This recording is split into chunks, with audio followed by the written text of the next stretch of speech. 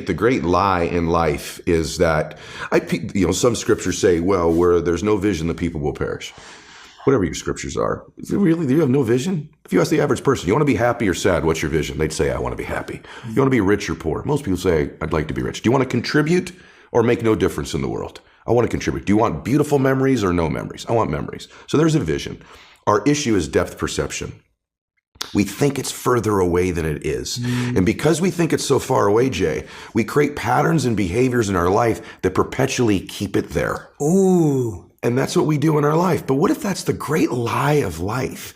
And what if the truth is that you're one relationship away, one meeting away, one conversation, one podcast, one interview, one new thought, one new emotion, one new tactic or strategy away from completely changing the trajectory of your life. And everyone that you and I know that we both work with, that we're blessed to work with in our lives, the truth is it was one decision, one meeting, one extra rep, one more phone call, one thing they did that changed their trajectory. And then the question then becomes, how do I do it? And so the strategies are in the book, but conceptually, that's 100% how you change your life. Is when you live with an expectation that these one mores exist, the reticular activating system in your mind filters them into your awareness.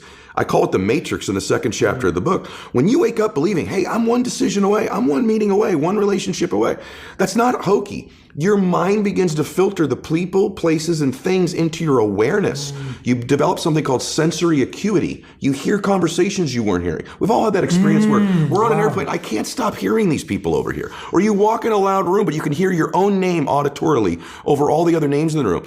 That's because it's important to you and it matters. You see things.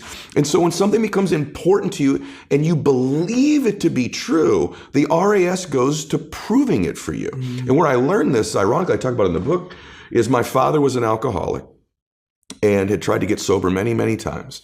And I'll never forget it, Jay. We were driving to a baseball game of mine. My dad started crying. I'd never seen my dad cry before. And he pulls the car over and he still isn't looking at me, but he's crying and he says, Eddie. And then he turns to me and he goes, I'm going to try to get sober.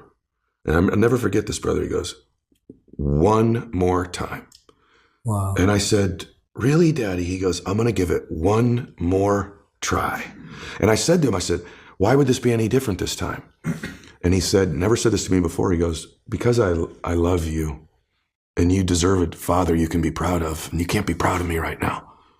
And I think every great thing we do in life is one away, but it's also born from love. To talk about your book, when you love people or you love something so deeply, if that love is greater than what the obstacles might be, now you got a shot to do it. Then my dad gets sober. He comes home from rehab. I say, Daddy, are you never going to drink again? And he said, I can't promise you that. I can promise you I'm not going to drink for one more day at a time. His life, stacking those one more days up. And so I know the power of one more. And Jay, the other thing, I also know humans can change. I watched my hero do it. I watched my dad live my first 15 years. Saw him in a lot of fights. Wow. A lot of lying, a lot of difficult times. And then I saw this man transform. And in life, we're most qualified to help the person we used to be. And what we think in life, and I hope everybody gets this, we think the things we're most ashamed of, embarrassed by, our divorce, our bankruptcy, or maybe we've just always been average and ordinary. This disqualifies me from being successful and happy. What if that's not true? What if the hardest things of your life are the very things that qualify you? I'll give you an example. You know, my dad got sober. Somebody helped him. My dad was going to take his life or lose his family. And I didn't know who it was till months ago. Some precious human being whom I didn't know. In my dad's darkest hour of his life, Jay said, I'll help you. I'll help you. Little did that person know I'd be his son. And I'd help millions of people. And I'd be on Jay Shetty's show. And we both help millions of people. And the more ironic thing that this person helped my dad is what qualified them to help my dad. They were a drunk.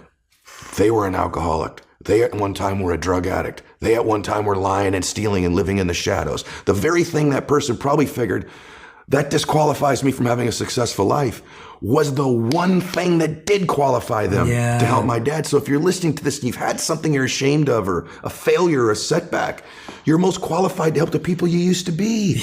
And that person, that alcoholism they suffered with their drug addiction helped my dad live those one more days forever.